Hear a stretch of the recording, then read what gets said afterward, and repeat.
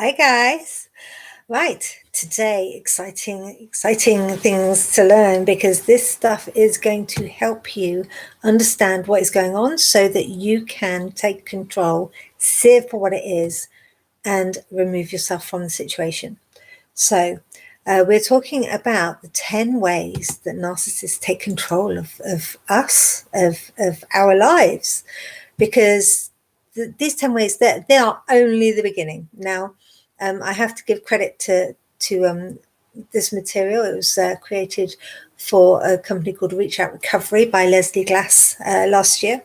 And I've done a lot of research on this from various different places, but I thought this one really did summarize the information that we need to know so that we can actually make a difference and stop the cycle continuing, break that cycle.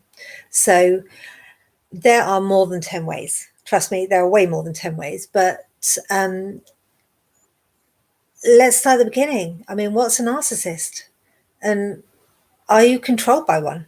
Who knows? I mean, only you will be able to know. And people don't necessarily go and get labels for themselves. They don't come with a little tag on the back of their neck saying narcissist personality, or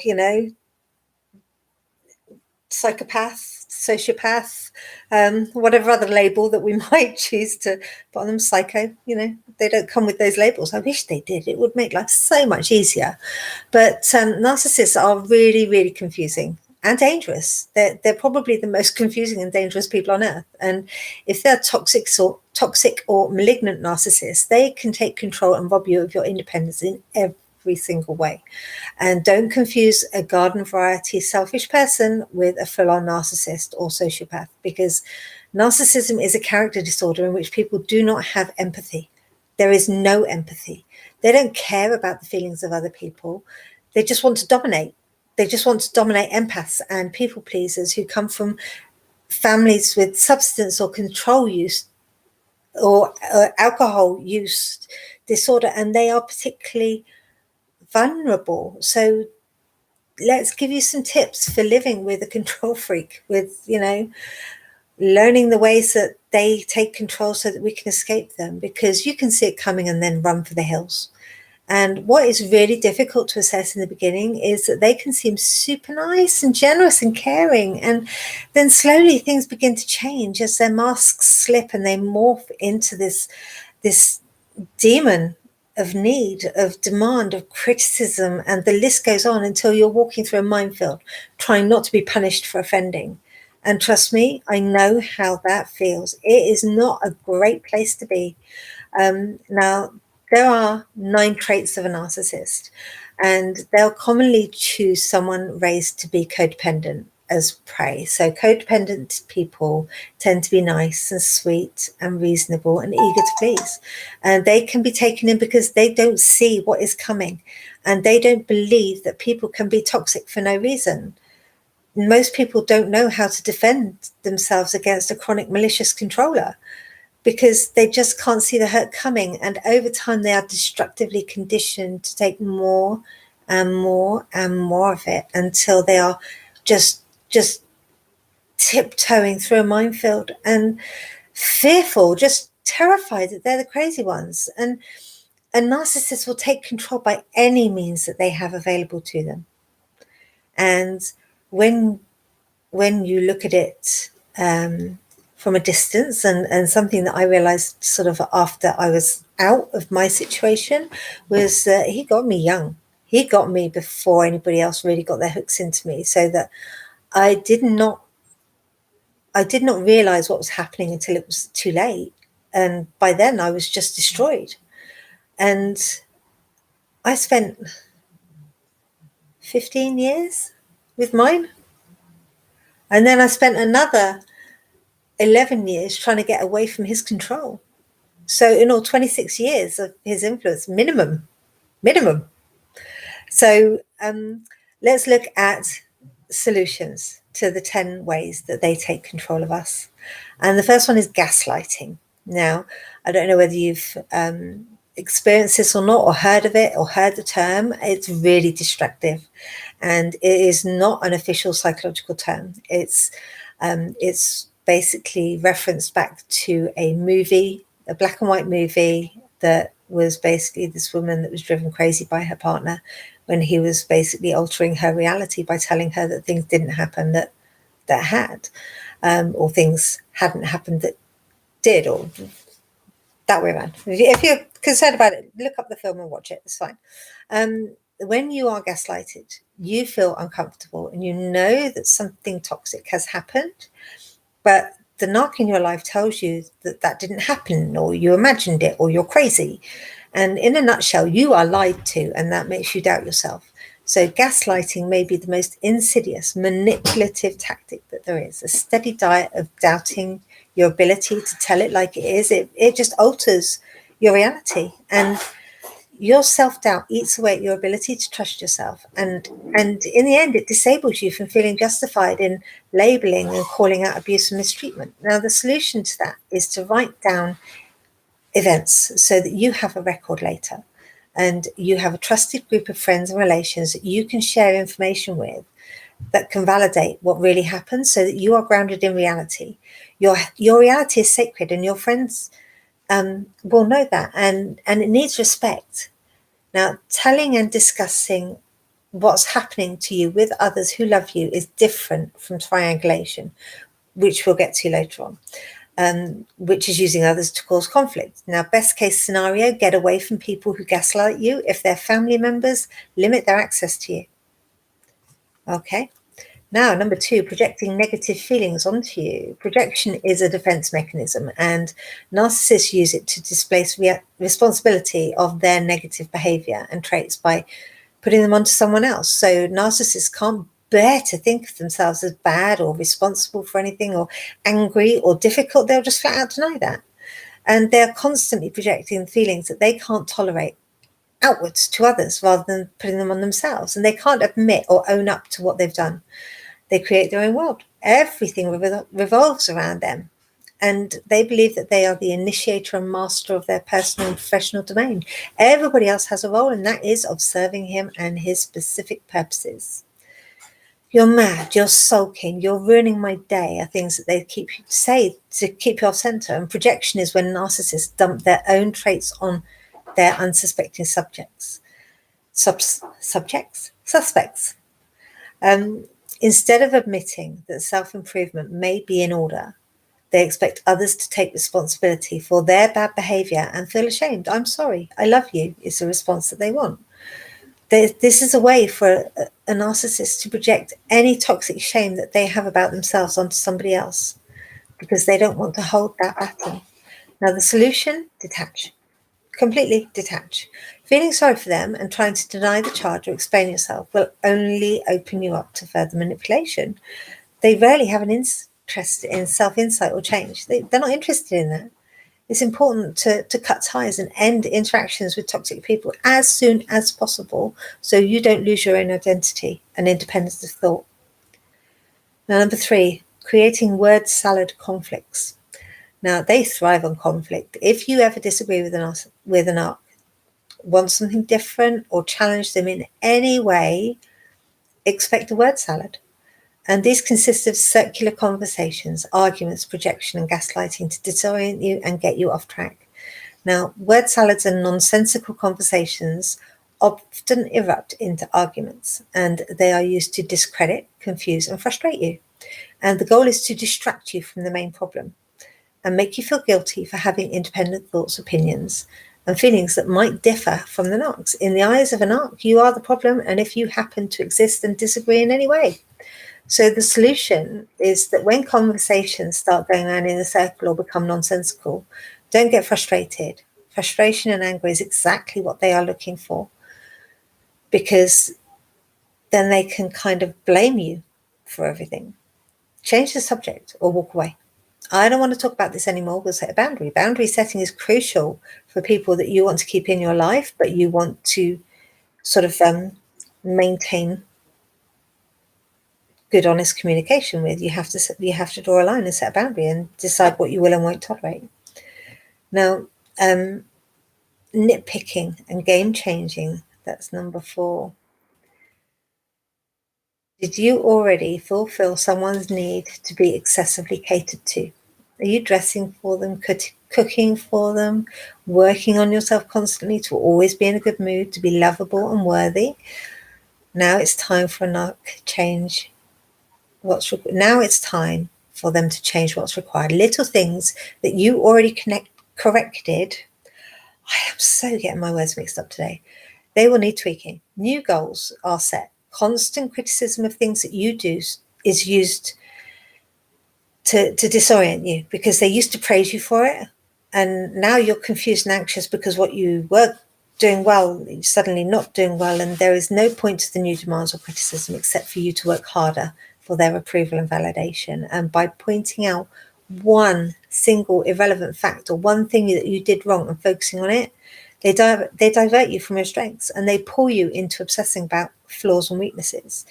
They will get you thinking about the next expectation of theirs that you're going to have to meet. And if eventually you're going to be bent over backwards trying to fulfill their every need, only to realize that they will never be satisfied. And in the meantime, you are treading a tightrope, trying to walk through a minefield, and you never know what's going to set it off. So the solution to that is not to get sucked into the conversation about whatever it is that you've done wrong. Stop the tape, disengage by taking a break, acknowledge to yourself that this is absolute nonsense and your opinion matters. And if you are asking yourself, am I crazy, several times a day, detach. Just detach completely. So number 5, misrepresenting your thoughts, opinions, and feelings. Apparently, they're mind readers. Toxic people often presume that they know what you're thinking and feeling, and that is never good. Their own triggers drive their reactions, so they never evaluate what's really happening. They put words in your mouth to depict you as having a bad intention or toxic view that you don't even have. They accuse you of thinking of them as toxic even before you've got the chance to call them out on their behavior. And this also serves as a form of preemptive defense, because they're reframing what you're saying to make your opinions look bad. Let's say you bring up the fact that you're unhappy with the way that somebody is speaking to you. And in response, they'll put words in your mouth saying, oh, so now you're perfect. Or so I'm the bad one, when you've done nothing but express your feelings. And this enables them to take away your right to have thoughts and emotions about their inappropriate behavior, and instills in you a sense of guilt when you attempt to establish boundaries. So the solution is simply stating, I never said that. And walking away can help set a firm boundary in this type of interaction. So as long as their smokescreen and blame shifting to you works, the focus is off their own behavior. And they have succeeded in convincing you that you should be ashamed for giving them any sort of realistic feedback. So number 6, changing the subject. This is another smokescreen, guys. This one diverts a conversation about what a narc did or does in a completely different direction. And often that redirection lands on one of your weaknesses, because they don't want you to hold them accountable for anything. And if you're complaining about their behavior, they'll point out something that you committed 7 years ago, something that you did wrong years and years ago. And this type of diversion has no limits in terms of time or subject content, and often begins with a sentence like, well, what about the time when? Because the solution is that you have to divert them back to the original subject. That's not what I'm talking about. Let's stay focused on the real issue. And if that broken record continues to focus on you, disengage and spend your energy on something more constructive, like not having a debate with someone who has the mental age of an ant, of a smurf, of a toddler.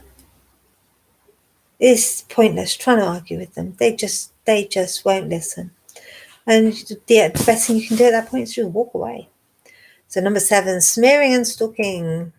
No, all of these sound so familiar.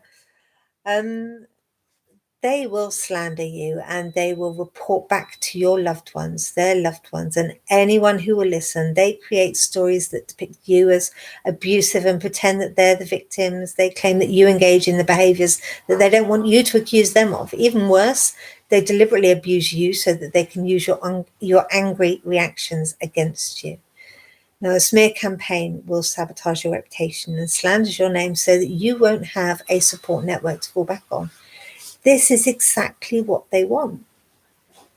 Because if you decide to detach and cut ties, They want to make sure that you don't have that safety net so that you stay with them, because that's the only option. Because a malignant narc will even stalk and harass you or the people that you know as a way to expose the truth about you.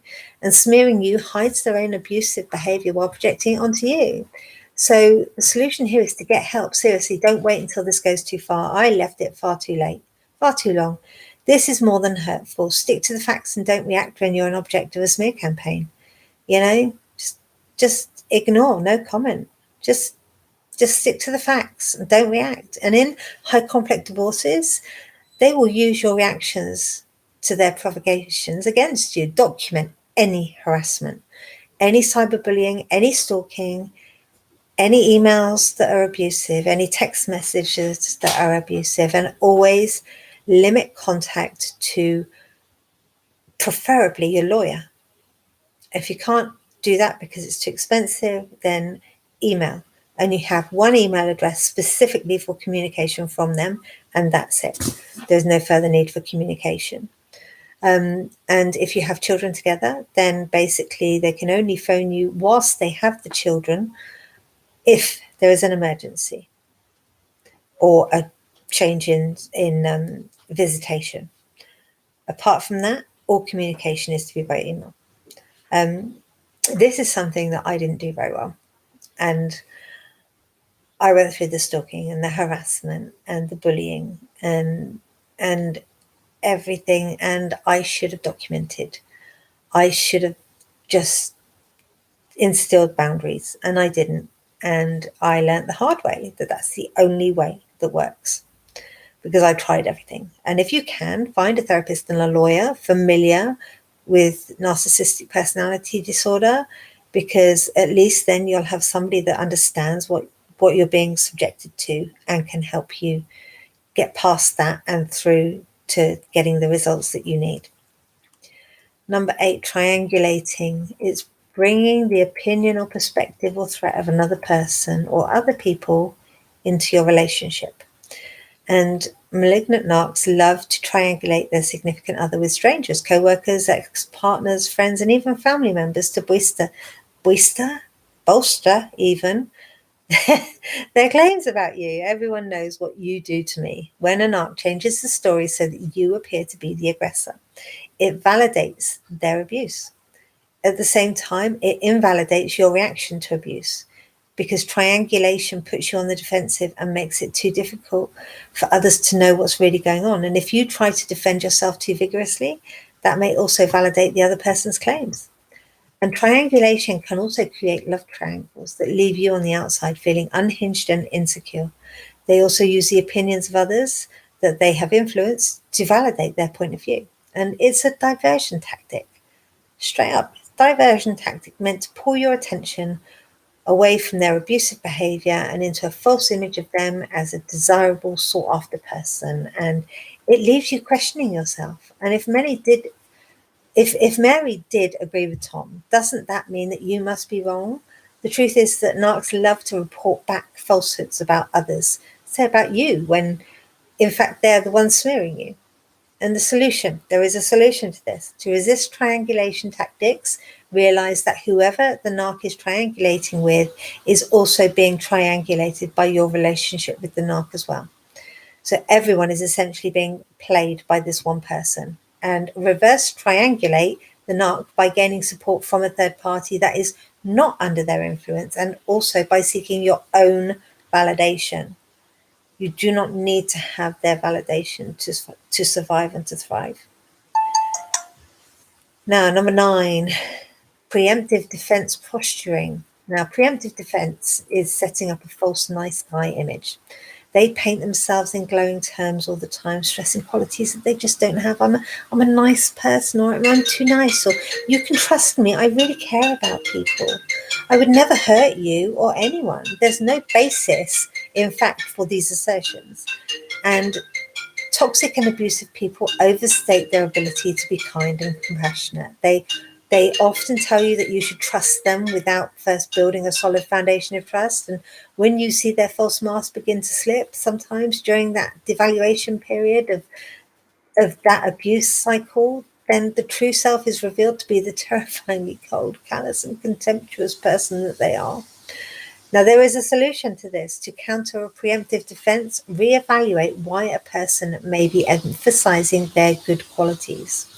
Is it because they think that you don't trust them, or because they know that you shouldn't? Trust actions more than words, and see how someone's actions reveal who they really are. And this is something that I kind of picked up big time, and now I'm a big, big, big advocate of actions before words. I don't need to go around telling people that I'm a nice person. The people that know me, that I care about, they know what kind of person I am. I don't need to tell them what I am. They know what kind of person I am. The people that don't know what kind of person I am, that want to make assumptions, well, I'm not really worried what they say. So if somebody's telling you that they are something, then maybe there is something to be kind of considered there that might be an issue, because you don't need to flag up your good qualities to somebody. Why? I don't get why you would need to do that, because surely they would work that out for themselves from your behaviors. So let's get the last one. I'm sorry, I'm getting a dry throat now. Doing a lot of talking. Right. So the last one, bait and sugarcoating. Now, they love to mess with you. A simple comment may bait you into responding politely initially, but by the third jab, it's hard not to react. And then they feign innocence. They use your insecurities, so sneakily, to provoke you. After you've fallen for it, hook, line, and sinker, they will stand back and innocently ask whether you're okay, and talk about how they didn't mean to make you feel that way. And it works to catch you off guard and make you believe that they truly didn't intend to hurt you, until it happens so often that you cannot deny that they are doing this on purpose.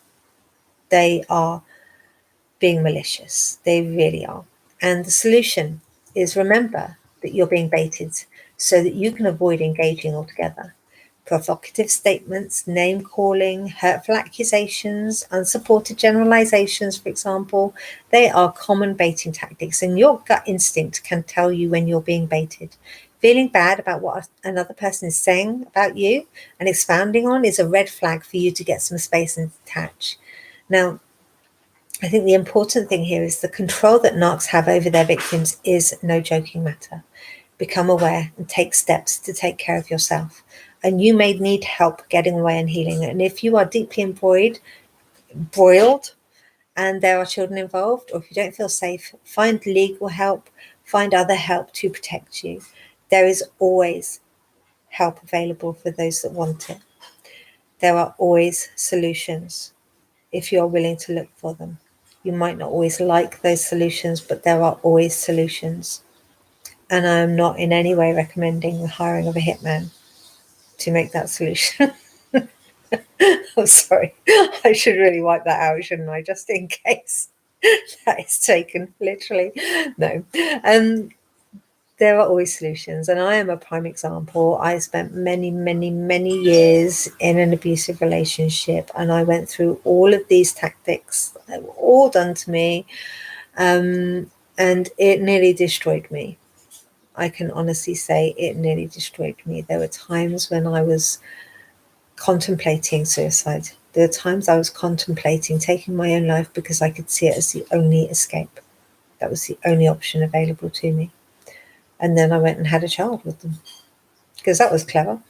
And then it's such an awful period of my life. I don't remember half of it because I just shut down. I think I just shut down. But I do know what happened. I do know that it was real. I do know that I didn't deserve it. And I do know that it was not my fault. I didn't choose to have that done to me. I have choices now. I chose to walk away. I chose to not continue that relationship. I chose to live a new life. I choose to live the life that I live now. I have a choice every single morning when I wake up as to what kind of day I'm going to have. And every day is a good day. So sometimes things happen that, need dealing with. But do you know what? That's life. That's okay. And it took me a long time to recover from what happened. And it took lots of support, lots of therapy, lots of working on myself, lots of personal development, lots of, sort of kindness and supporting from, the people that I love around me. One or two interventions by Big Sister, telling me that I needed to get help. So I did. Big Sisters always know best. But there we go. That is my live for today. And I hope that that has given you some food for thought, some information that will make a difference, because I know that out of those 10 things, that there is at least one that you can take away from today and apply that in your life. So I shall say goodbye, and I will see you on the other side. I've put a note in the comments as to how to contact me, where to find me. And in the meantime, if you would like and share this video, that would be much appreciated, because the more people that get informed and knowledgeable about this situation, about this stuff that happens, then the less people that will end up being abused. Take care. See you soon.